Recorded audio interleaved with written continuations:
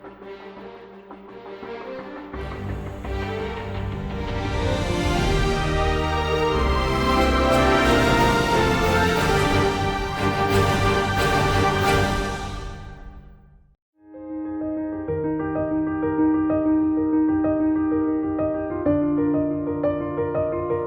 título de la humildad, la esencia de una vida en forma de cruz, es un tema común para muchos de nosotros. Yo creo que vamos a verlo desde una perspectiva ligeramente diferente o más profunda en el día de hoy. Y quisiera entonces, antes de entrar en materia, pues hacer un brevísimo resumen de cómo terminamos la semana pasada y poner una cita de la semana pasada que yo creo que nos conecta con el tema de hoy.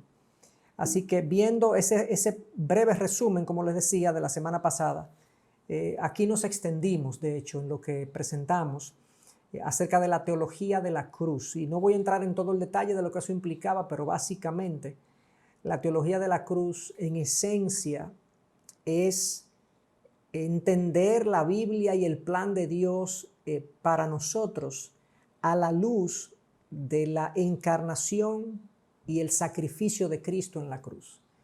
La vida cristiana, contrario a lo que muchos piensan que serían los teólogos de la gloria, no es una vida que se evalúa en términos de su éxito por los mismos criterios que el mundo evalúa el éxito. O sea, un cristiano victorioso no necesariamente es un cristiano rico, próspero, libre de problemas, o que Dios le abre todos los caminos que Él quiere que Dios le abra. La encarnación y la cruz nos muestra que aquel que pudo complacer a Dios a la perfección entró en una vida de entrega, servicio, devoción y sacrificio impresionante.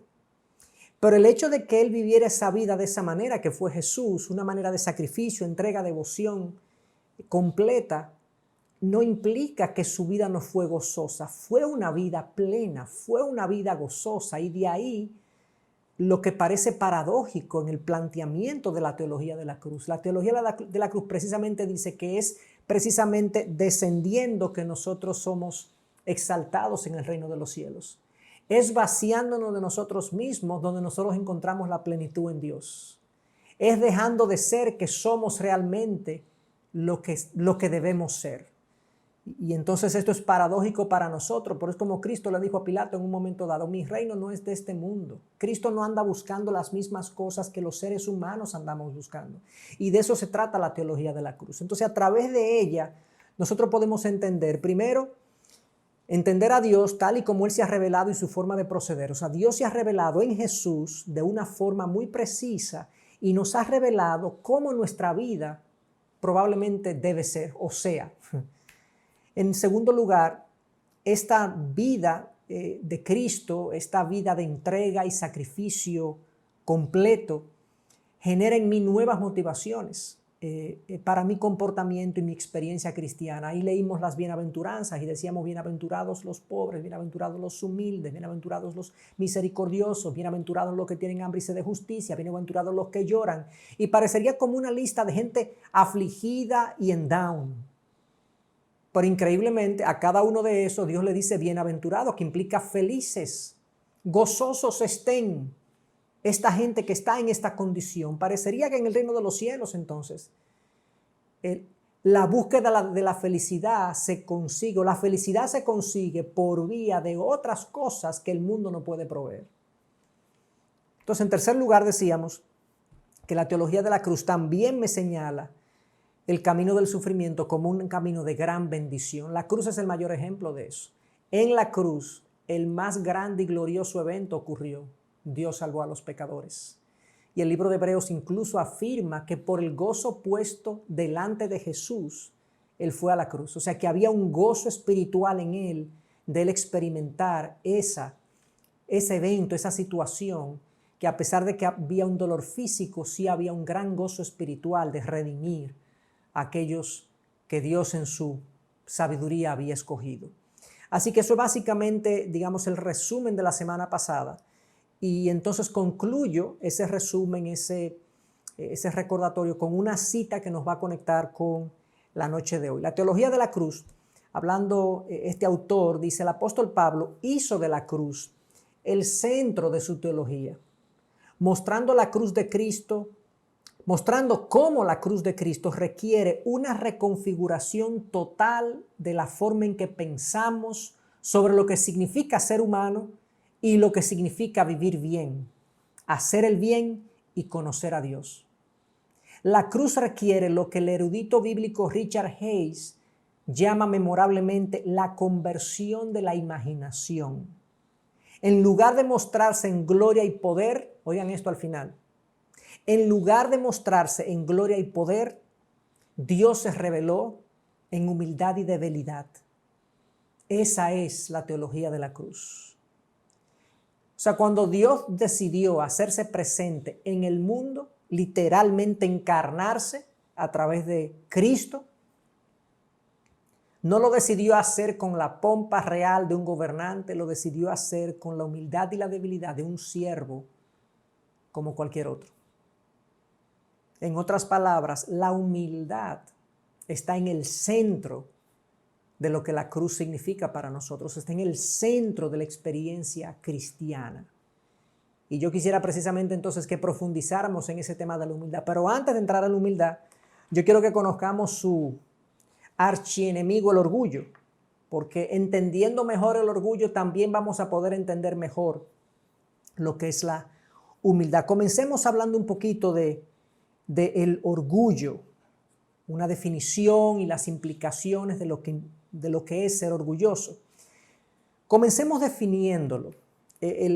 Dos diccionarios consultados son diccionarios no cristianos. Ahora voy a poner la definición de un diccionario cristiano, pero dos diccionarios no cristianos la definen como el orgullo, un exceso de estimación hacia uno mismo y hacia los propios méritos, por los cuales la persona se cree superior a los demás. Ahí hay varias palabras que llaman la atención. Primero, exceso. O sea, el orgullo no es simplemente sentirse bien con uno mismo, sino tener un exceso de estimación a uno mismo. Ahí hay una disfuncionalidad. El orgulloso tiende a darse muchas palmadas en la espalda. El orgulloso ve sus méritos como grandiosos, como memorables, como aplaudibles. El orgulloso se ufana, a veces quiere hacer lujo de las cosas que él es o de las cosas que tiene. Y en esa intención de ufanarse, de mostrar lo que él es o tiene, entonces llega a sentirse superior a los demás. Y es entonces cuando se hace visible la arrogancia, que es como la parte visible del orgullo. Una persona arrogante es una persona que muestra su orgullo, que tú sientes que esa persona te trata con desdén, te trata como si él fuera mejor que tú, te trata como si tu opinión no valiera tanto como la de él, o sus gustos son mejores que los tuyos, o superiores, o sus talentos son más aplaudibles que los tuyos. En sentido general, básicamente ese es el orgullo, definido por estos diccionarios, tanto Google como RAE, de la Real Academia de la Lengua Española. Otra definición ya de un diccionario bíblico va más al punto que queremos enfatizar en el día de hoy. El orgullo rebelde, todo orgullo bíblicamente es una rebeldía, es una actitud que se niega a depender de Dios y a someterse a Él, pero atribuye a sí mismo el honor que le corresponde a Dios. Figura como la raíz y la esencia misma del pecado. Hay de hecho algunos teólogos que dicen que en todo pecado hay una raíz de orgullo. Hay algunos que discuten eso, yo no estoy del todo de acuerdo, pero ciertamente en la mayoría de los pecados que se cometen hay una pequeña raíz de orgullo, aunque no necesariamente la única, porque al final el orgullo te lleva a ser autosuficiente, y cuando yo peco y hago algo contrario a la revelación de Dios y a la voluntad de Dios, yo me estoy rebelando contra mi Creador y, en el caso de los cristianos, contra nuestro Redentor, contra nuestro Dios Redentor. Entonces, en ese sentido, al ser una rebelión, puede decirse que todo pecado también tiene en su esencia el orgullo como fuente. Por último, definiéndolo un poquito de manera más práctica también, o una de las implicaciones de esta definición, de lo que implica el orgullo más bien, el orgullo es un autoengaño. Miren cómo en Abdías, un libro muy poco consultado y citado, pero me llama la atención cómo en 1:3, Dios o el profeta a través Dios a través del profeta Abdías le dice a Israel: has sido engañada por tu propio orgullo. ¿Cómo así?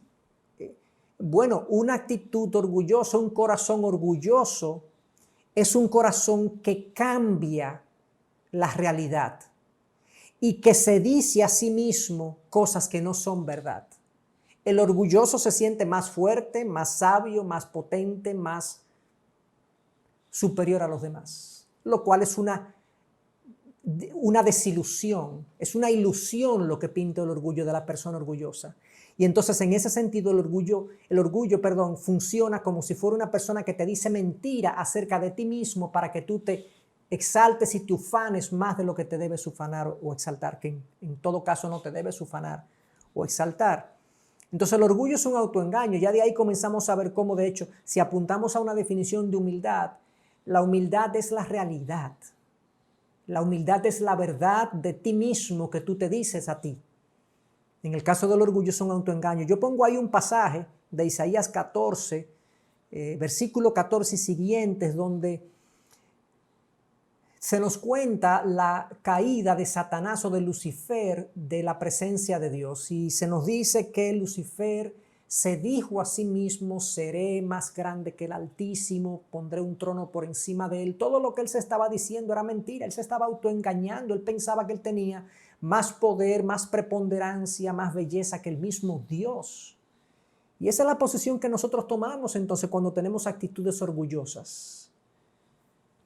Nos atribuimos cosas que no nos corresponden, que les corresponden a Dios. Lucifer fue autoengañado. En el caso de Abdías, hablándole a Israel, al pueblo, había sido autoengañado por su orgullo. Habían llegado a pensar que eran muy fuertes. De hecho, si ustedes leen Abdías 1:4, el problema del pueblo era que se había creído muy fuerte porque tenían protección en las ciudades y tenían un ejército y ellos pensaban que eran invencibles.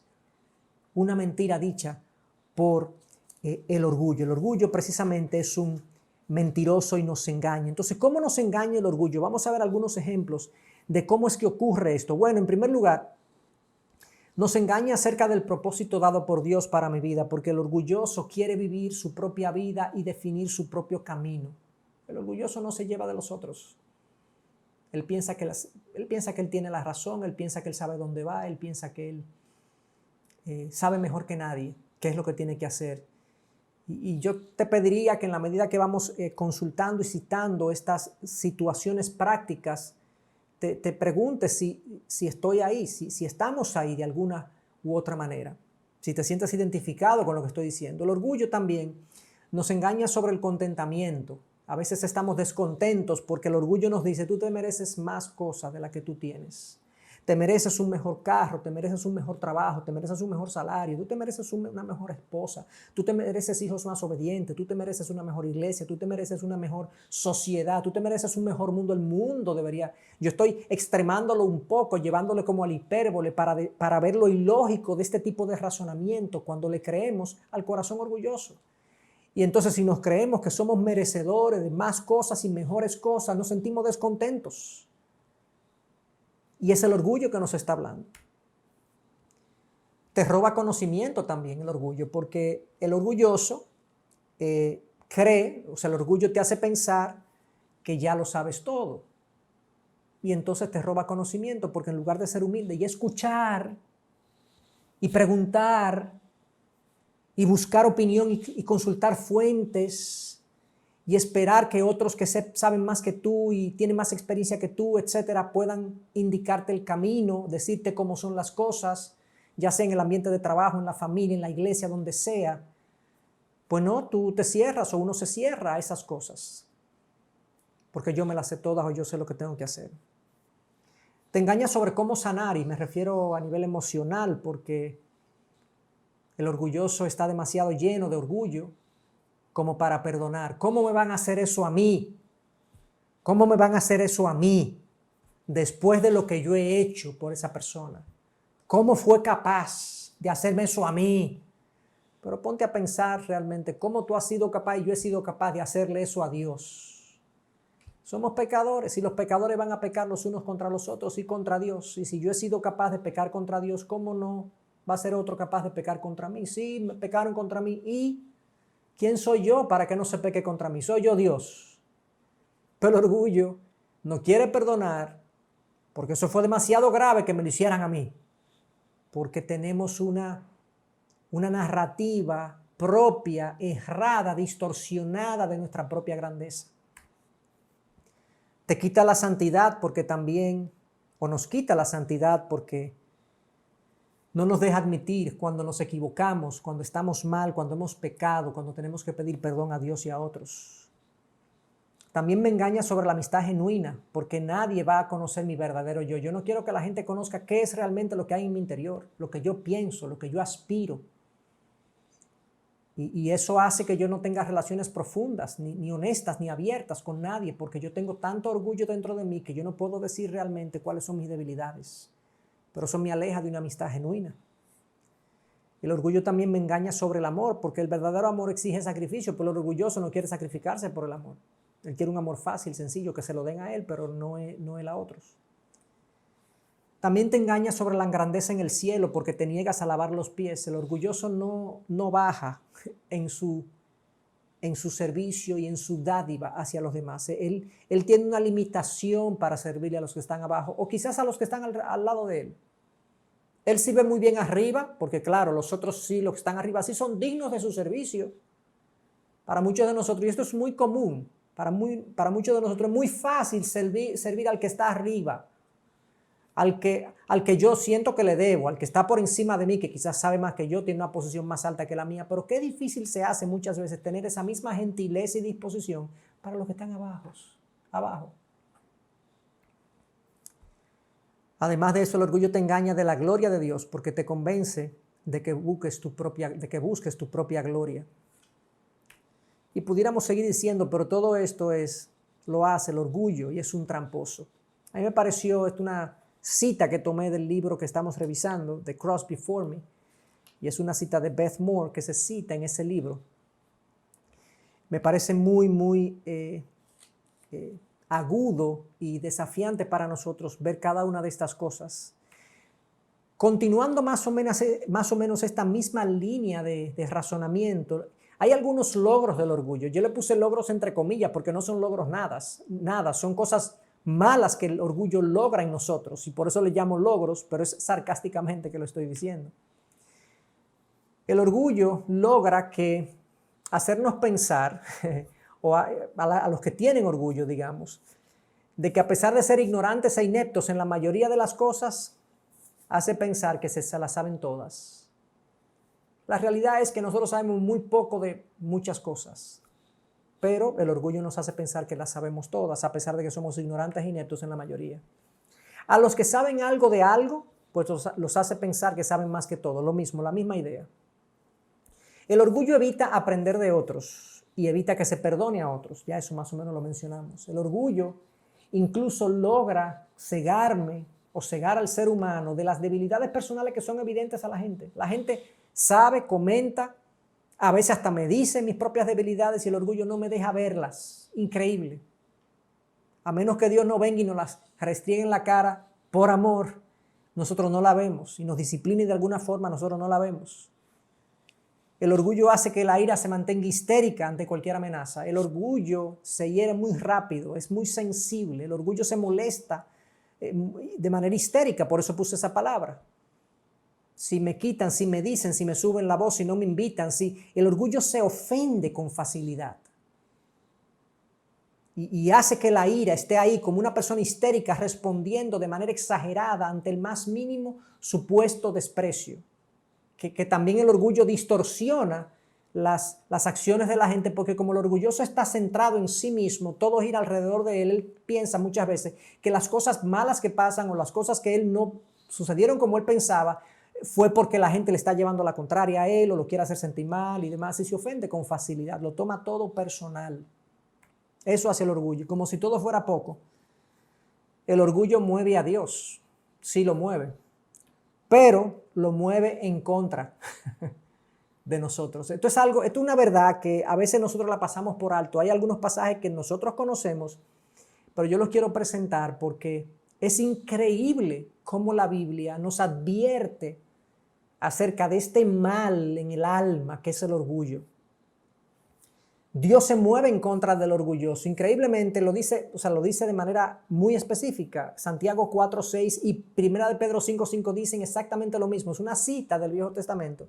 Dios se opone a los orgullosos, pero da gracia a los humildes. No me voy a concentrar en la parte de los humildes, sino en la parte de los orgullosos.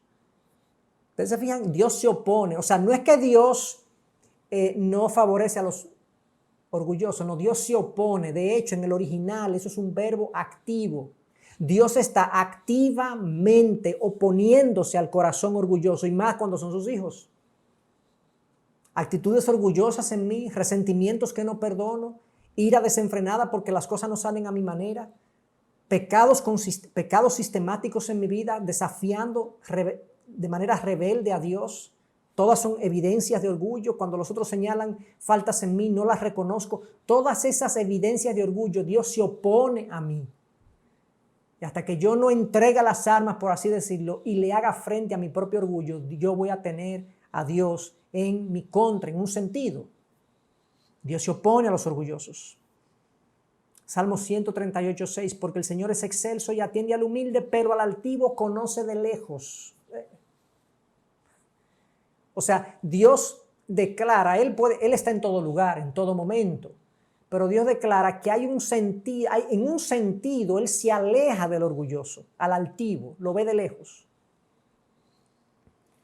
Proverbios 6, 17 y 16, 17, 6 cosas hay que el Señor odia. Oigan la fuerza de estos términos, de estos verbos.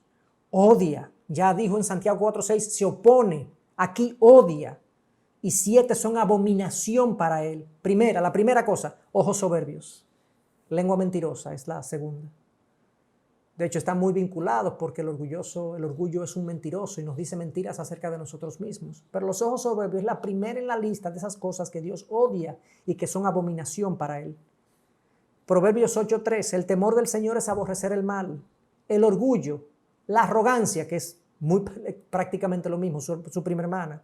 El mal camino y la boca perversa, yo aborrezco.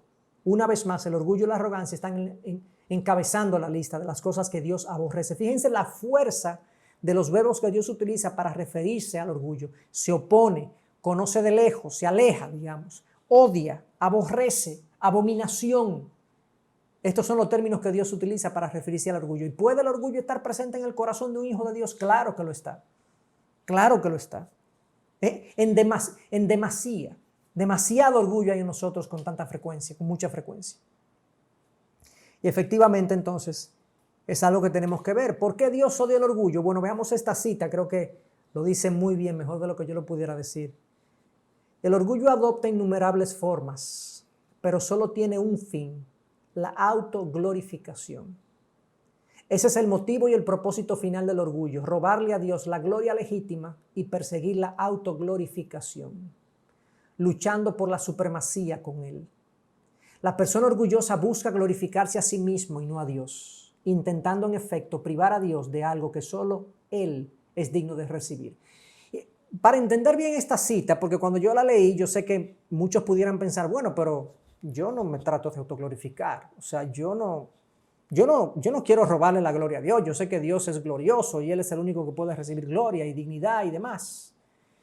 Pero en el fondo, cuando yo tengo actitudes orgullosas en mi vida, por ejemplo, que no perdono a otros, no me estoy tomando yo la atribución que solamente le corresponde a Dios.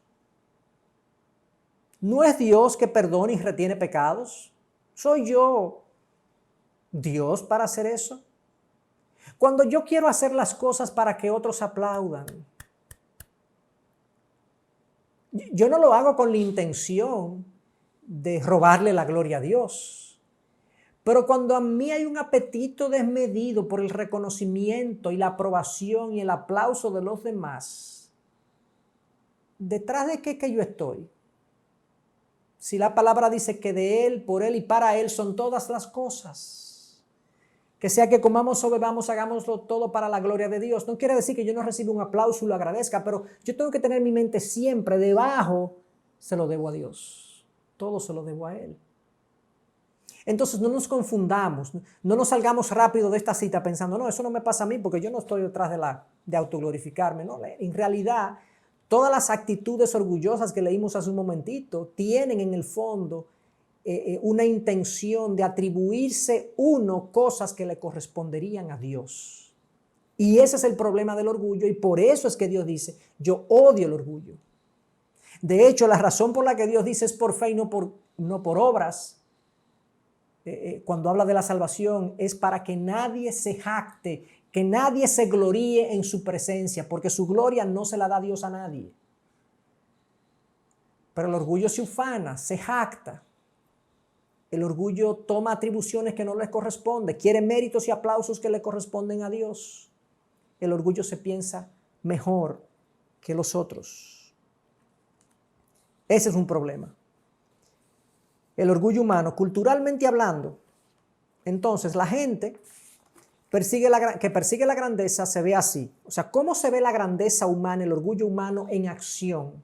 Bueno, lo que vemos es individuos motivados por el interés propio, la autocomplacencia y un falso sentido de autosuficiencia que persiguen una ambición egoísta con el propósito de autoglorificarse. Cuando nosotros vemos en el mundo gente que quiere construir imperios, gente que quiere construir grandes cosas, gente que quiere construir grandes proyectos, gente que quiere su nombre puesto en los mejores titulares o los mejores medios de comunicación, gente que quiere hacer lucir lo que sabe y lo que tiene. Ese deseo, ¿qué es lo que la gente está haciendo? ¿Detrás de qué es que está? Detrás de un reconocimiento. Porque piensan que el vacío que sienten en su corazón, la insatisfacción que sienten en su vida, será completada con esas aprobaciones, pero detrás de un propio reino que están. No quiere decir que el cristiano no persiga también hacer grandes cosas y buenas cosas, pero para la gloria de Dios. Porque de Él vienen todas las cosas, porque por Él, para Él y por Él son todas las cosas. Pero eso es lo que la cultura persigue, esto es lo que el orgullo humano persigue, individuos motivados por el interés propio, de tener, de lograr, de reconocimiento, que se autocomplacen, un falso sentido de autosuficiencia, todas estas frases de lo que tú crees, de lo que tú quieres, tú lo puedes, no, que nadie te ponga impedimento, logra tus sueños, persigue las cosas que tú has planificado. Todas esas cosas son simplemente aire para el globo del orgullo humano, que lo infla cada vez más con el propósito de autoglorificarse. Y sucede entonces que cuando las cosas no se dan, la persona está abajo, en el fondo, porque claro, lo que quería hacer, que era su propia gloria, no se consiguió. Pero Jesús es diferente. Jesús, pudiendo Él mostrar un camino y una trayectoria de pompa y de gloria y de dignidad, porque Él sí es digno, glorificar a Dios y que Dios se glorifique a sí mismo no es en lo absoluto una indicación de orgullo, sino que es verdad, se corresponde con la verdad, porque la gloria a un ser como nosotros es una inconsistencia, pero la gloria a un ser absolutamente glorioso, valga la redundancia, es lo que corresponde. Por eso me encanta el salmo que dice, a Dios la gloria debida a su nombre. Pero Jesús, cuando decide venir a la tierra, Pablo hablándole a los filipenses, había un problema entre ellos, había una división entre ellos y increíblemente Pablo le da en el corazón a esa división, o sea, va al punto. Pablo le dice, miren, usted tiene una división. Entonces el consejo pastoral es, no hagan nada por egoísmo o por vanagloria, sino que con actitud humilde. El problema de ellos era el orgullo divide, el orgullo rompe relaciones, el orgullo fractura matrimonios, fractura relaciones de padres e hijos, porque no nos queremos aceptar como somos, no nos queremos perdonar las ofensas mutuas. No queremos ver el punto de vista del otro. Yo tengo la razón, el otro no. Y eso divide, fractura, como les digo, destruye las relaciones a todos los niveles, familiares, profesionales, ministeriales. En este caso había una división entre dos personas en la iglesia de Filipos. Pablo le manda esta carta, muchos entienden que fue precisamente para reconciliar a estas mujeres, a dos mujeres que estaban divididas, que eran líderes de la iglesia. Y dice, no hagan nada por egoísmo, por vanagloria, o sea, para buscar su propia gloria, eso es lo que dice, su propia gloria. Sino que con actitud humilde, ahí está, con humildad. ¿Qué hace la humildad? Que cada uno de ustedes considere al otro como más importante que a sí mismo. ¡Wow! El humilde se comporta de esa manera. No, déjame darle la preferencia, el honor, la prerrogativa al otro, no buscando cada uno sus propios intereses. El orgullo no busca sus propios intereses. Esto es contradictorio a cómo el mundo actúa. Acuérdense que esta es la teología de la cruz. Es contradictoria y paradójica para nuestra manera de pensar. Uno puede decir, bueno, y entonces yo no voy a buscar mis propios intereses. No, es que buscando los intereses de los demás, tú al final Dios te va a llenar. No buscando cada uno sus propios intereses, sino más bien los intereses de los demás. Y ahora Pablo da la instrucción, esa es la instrucción pastoral. Y ahora Pablo pone la ilustración perfecta de quién hizo esto. Haya pues en ustedes esta actitud que hubo también en Cristo Jesús. ¿Cuál actitud? Esta actitud que le está diciendo. Que en humildad consideremos a los otros como más importante que a nosotros mismos y no busquemos nuestros propios intereses. Eso fue lo que Cristo hizo. El cual, hay una gran diferencia entre Cristo y nosotros. Existía en forma de Dios, pero no consideró el ser igual a Dios como algo a que aferrarse.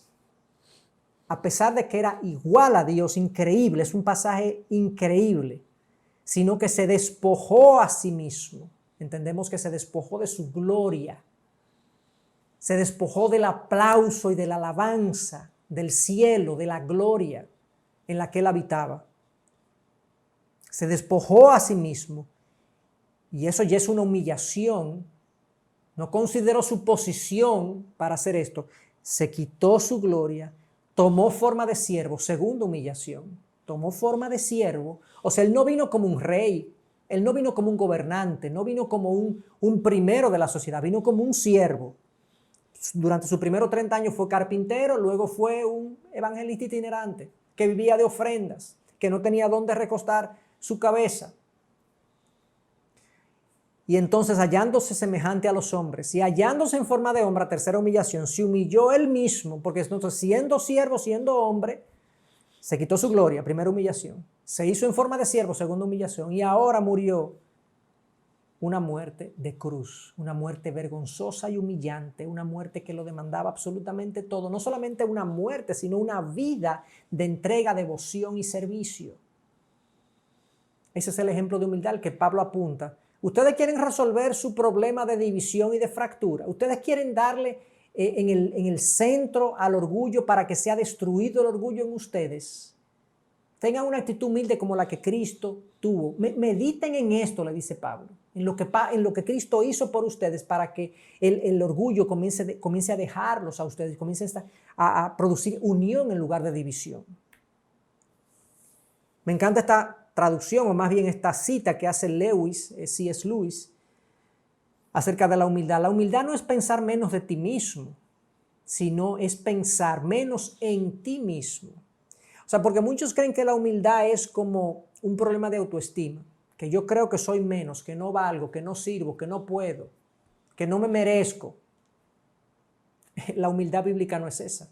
De hecho, Jesús fue humilde y no sentía que él era menos de lo que era. Él sabía quién era. Pero a pesar de que sabía quién era, él decidió actuar de una manera donde puso al otro primero que él. El humilde no es el que piensa menos de sí mismo, sino que piensa menos en sí mismo. O sea, Jesús pensó más en la necesidad de nosotros como pecadores que en su propia gloria como Rey eterno. Cuando se encarnó, por lo menos. Pensó en nosotros y no en él. Y eso lo hace el ejemplo óptimo de humildad. La humildad, entonces, definida de esta manera, es una virtud que consiste en el conocimiento de las propias limitaciones y debilidades y en obrar de acuerdo con este conocimiento. O sea, es una virtud que consiste en el conocimiento de las propias limitaciones y debilidades y en obrar de acuerdo con este conocimiento. O sea que la humildad es verdad, es la verdad acerca de nosotros mismos. Miren esta definición de un diccionario bíblico hablando de la humildad. Se considera la actitud adecuada de los seres humanos hacia su Creador. Es una conciencia agradecida y espontánea de que la vida es un regalo y se manifiesta como un reconocimiento sin rencor y sin hipocresía de la dependencia absoluta de Dios. El humilde sabe que depende. El humilde sabe que ha recibido de Dios y no es la fuente de lo que tiene. El humilde se somete, por tanto, a la dirección soberana de su Dios. Es la actitud correcta, adecuada. Proverbios dice en 1:7 que el principio de la sabiduría, o sea, si tú te consideras mínimamente sabio, es el temor al Señor. Es comenzar a reverenciar a Dios, el que existe, el que gobierna, el que creó y el que, en el caso de los creyentes, el que redimió. Entonces, en ese sentido, como una manera de resumir, la humildad es la realidad, es la verdad de nosotros mismos y es autohonestidad sobre lo que somos delante de Dios. Eso es la humildad. Si nosotros nos vemos más de lo que somos, seremos orgullosos. Si nos vemos como Dios nos ve, sí, somos amados. Sí, pero gracias a Dios que somos amados, no porque hay en nosotros ningún mérito. Claramente la palabra dice que no es por méritos, no es por obras para que nadie se gloríe. Los discípulos de Jesús, que somos nosotros de alguna manera representados, porque ¿qué de diferente tienen ellos que nosotros? De hecho, ellos tenían cierta ventaja sobre nosotros que tuvieron a Jesús como maestro. Pero me sorprende este pasaje donde prácticamente en la última semana donde Jesús está aquí en la tierra, ellos están todavía en estos asuntos. Miren esto, Marcos 10, 35 al 41. Ellos estaban ya en Jerusalén o cerca de Jerusalén ya para Jesús ser crucificado. Y dice, Jacobo y Juan, los dos hijos de Zebedeo, se acercaron a Jesús diciendo, Maestro, queremos que hagas por nosotros lo que te pidamos. ¿Qué quieren que haga por ustedes? Le dice Jesús. Les preguntó. Entonces ellos le dijeron, concédenos que en tu gloria nos sentemos uno a tu derecha y el otro a tu izquierda. Al oír esto, los 10 comenzaron a indignarse contra Jacobo y Juan.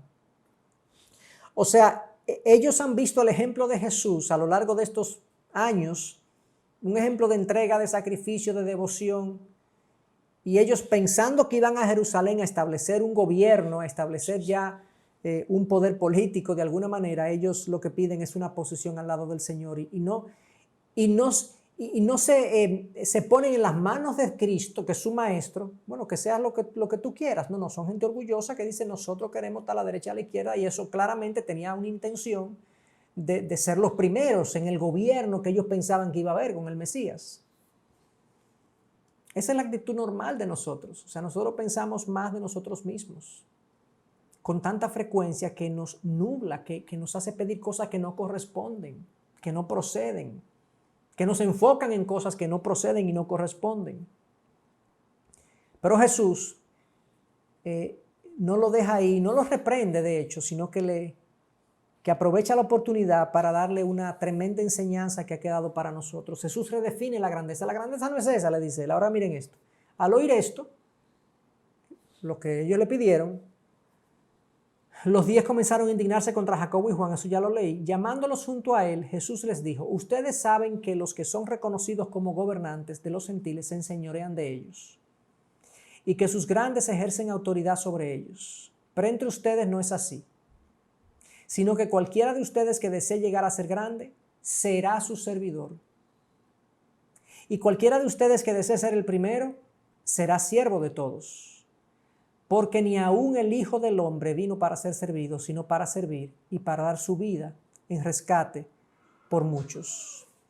De manera increíble, Jesús aprovecha la oportunidad para dejarle una enseñanza que tiene para nosotros un valor eterno. La grandeza en el reino de los cielos no la definen las posiciones, las jerarquías, La grandeza en el reino de los cielos se define en función de mi disposición a servir a otros, a entregarme por otros, a vivir mi vida en función de lo que los otros necesiten. Esos otros pueden ser desde mi familia, mi iglesia, mi comunidad. Es una vida enfocada en los otros. Cristo dijo, ¿cuáles son los dos más grandes mandamientos? Amar a Dios sobre todas las cosas y amar al otro como a ti mismo. Ahí está toda la ley y los profetas. En eso consiste la vida. Definir la vida de manera diferente, como que la vida consiste, para mucha gente yo le preguntaría, ¿cuál es el más grande mandamiento? Y mucha gente yo diría que respondería, bueno, el más grande mandamiento para mí es yo vivir la vida lo mejor que pueda, aunque quizás muy pocos se atrevan a articularlo de esa manera. Pero en la práctica la mayoría de la gente vive detrás de esa consigna, de ese propósito. Hacer mi vida lo más placentera posible, lo menos dolorosa posible, lo menos incómoda posible, donde yo pueda hacer todo lo que mis deseos y mis apetitos me requieren. Mucha gente entiende que si logra satisfacer la mayor cantidad de deseos posibles y de apetitos posibles, se va a sentir pleno. Pero Cristo dice, la grandeza es definido de otra forma. Es definido en función de lo que yo hago por los demás y no en función de lo que los otros hacen o lo que yo hago por mí mismo. Y pone su propio ejemplo en el versículo 45, porque ni aún el Hijo del Hombre vino para ser servido, sino para servir y para dar su vida en rescate por muchos. Él hace lo mismo que hace Pablo más adelante en Filipenses, que ya leímos. Mírenme a mí, miren mi ejemplo. Si yo siendo el Señor he venido y hecho esto, como ustedes que son mis siervos no van a hacer lo mismo. Es lo que corresponde, es el tipo de vida al que Dios nos apunta en su revelación. Ahora bien, la humildad entonces, vista así, ya vimos el orgullo, su definición, sus implicaciones, vimos la humildad, el ejemplo de Cristo de humildad, la definición también de humildad. La humildad tiene algunas promesas que a mí me parece interesante ya en la parte final de mi exposición, que nosotros las revisemos. Son motivaciones para cultivar una vida de humildad. Y yo me la encontré personalmente muy estimulantes cuando las pude estudiar y las pude constatar, digamos. Hay tres cosas de las que yo quisiera hablar brevísimamente en los próximos minutos. La humildad promete gracia sobre mi vida, la humildad promete descanso y la humildad promete felicidad. Increíble, son tres cosas que ojalá cuando uno la ve así, gracia, descanso y felicidad. ¿Quién no quiere eso? ¿Quién no quiere gracia, descanso y felicidad? Eso es como que al que quiere rebajar, tú le digas, ¿tú no quieres rebajar 10 libras? Va a decir, ¿qué tengo que hacer? Lo estoy comparando con algo absolutamente trivial. Pero el que quiere lograr algo, tú le dices, bueno, ¿cómo yo lo logro? ¿Cómo yo logro gracia, descanso, felicidad en mi vida? La humildad promete esas cosas. Miren el primer punto de que la humildad promete gracia. De alguna manera ya lo vimos en algunos pasajes que leímos, pero quiero ahora enfatizar la parte que tiene que ver con la humildad. Isaías 66:2 dice, todo esto lo hizo mi mano, hablando Dios, y así todas estas cosas llegaron a ser, declara el Señor. Pero a este miraré, al que es humilde y contrito de espíritu, y que tiembla ante mi palabra. O sea, Dios va a poner su atención, le va a poner caso. Él es omnisciente, Él es omnipresente, Él está en todo lugar, Él lo ve todo, pero de alguna manera, espiritualmente hablando, hay un sentido en el que Él se acerca y mira y se fija en el humilde y contrito de espíritu y que tiembla ante su palabra. ¿Quién tiembla? ¿Qué implica temblar ante la palabra de Dios? Implica sujeción, implica obediencia, implica sometimiento, implica un temor reverente. Si la palabra de Dios dice esto es lo que gobierna mi vida, es su palabra. Ese es el humilde. El orgulloso no escucha, no pone atención, no obedece. El orgulloso es rebelde. Pero el que tiembla ante la palabra es, por definición, el que es humilde. Además, un poquito más adelante, Isaías también, más adelante no, más atrás, dice Isaías 57, dice, yo habito en lo alto y santo. Ese es el lugar de su habitación, por así decirlo. Dios está en todo lugar nuevamente, pero teológicamente, Él ha identificado un lugar donde Él habita de manera manifiesta, donde hay ángeles adorándole y rindiéndole tributo. Pero dice que Él habita entonces espiritualmente y también con el contrito y humilde de espíritu. Es el mismo término que utilizó en el versículo anterior. Para vivificar el espíritu de los humildes y para vivificar el corazón de los contritos. Una vez más, recuerden que Isaías predicó arrepentimiento, predicó que el pueblo volviera a Dios, y Dios está enfatizando el que se vuelva a mí, el que haga caso, el que se humille y reconozca que está mal. Yo voy a atenderlo de manera especial, yo habitaré con él. ¿Qué promesa? ¿Qué promesa? Yo miraré con atención a esa persona. Lucas 18, el que se humilla será engrandecido. Ese es el contexto de la parábola donde el publicano va a orar y el fariseo va a orar al templo y ambos oran y Cristo al final dice, Jesús al final dice que el que se humilla será engrandecido y el que se exalta será humillado. Por último, hay otros pasajes que hablan de esto, pero Santiago 4:6, Él se opone al orgulloso, pero da gracia a los humildes. ¿De qué manera se ve esa gracia? ¿De qué manera se ve esa gracia en nuestra vida? Bueno, de múltiples formas. Yo no puedo citarlas todas porque me quedaría corto, pero contar con la gracia de Dios es contar con su favor. Si yo tengo un caminar humilde, sujeto a Él, obediente a Él, sujeto a las circunstancias de la vida, agradecido ante la vida, ante las circunstancias que Él me permite vivir, si yo perdono con facilidad, si yo escucho a los demás, si yo tengo en mi vida práctica una actitud humilde, Él da gracia. Se me ocurren varios pasajes donde podemos ver parte de esa gracia que dice, la mansa respuesta aplaca la ira. La mansa respuesta viene de un corazón humilde. O sea, ahí está parte de la gracia. Dios dice, si tú decides ser manso y humilde, manso en tus respuestas, tú vas a aplacar la ira de los otros contra ti. Eso es una gracia. Y en fin, hay muchísimas otras cosas que podemos decir. El imán para Dios, digamos que es esta humildad. Aunque Dios está consciente de todo, sabemos que es así, también está buscando algo en particular. Algo que actúe como un imán para captar su atención e invitar su participación activa. Dios se siente decisivamente atraído por la humildad. Eso es glorioso. Saber que tenemos esa promesa en cuanto a la humildad. Pero la humildad no solamente promete gracia, la presencia de Dios, el favor de Dios, la atención de Dios sobre mi vida. La humildad también promete descanso. Es un pasaje conocido por la mayoría de nosotros. Tomen mi yugo sobre ustedes y aprendan de mí, que yo soy manso y humilde de corazón y hallarán descanso para sus almas. ¡Qué promesa! ¿Cómo se ve eso? Podemos hablar mucho de eso, pero de manera sencilla.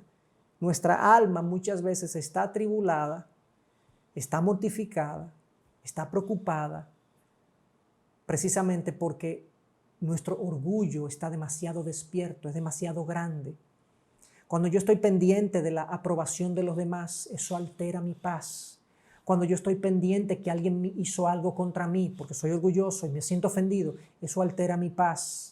Cuando yo estoy, por ejemplo, en este lugar presentándole a ustedes todo este material y estoy pensando, ¿le estará gustando, no le estará gustando a la gente? Eso altera mi paz. Yo tengo que descansar en el Señor. Cumplir mi trabajo. Si quedó bien, quedó bien. Si el Señor se glorificó, el Señor se va a glorificar, es su palabra. Que 10 me aplaudan, que 20 me aplaudan, no debe ser mi preocupación. No digo que yo esté libre de eso, pero le digo como un ejemplo de cómo hallamos paz en el alma cuando somos mansos y humildes. En las relaciones sociales, en las relaciones familiares, cuando somos mansos y humildes con los demás. Nuestras relaciones se construyen, se edifican, se reconcilian, hay paz para el alma. Pero muchas veces un alma intranquila, turbada, preocupada, es precisamente un alma orgullosa, un alma que no se siente dependiente, que se cree autosuficiente, que quiere controlar todas las cosas, que quiere decir la última palabra, que quiere que se escuche la opinión que tiene. Cuando yo vivo así, vivo intranquilo. Pero la humildad promete descanso. Pero la humildad no solamente promete gracia y descanso, promete felicidad.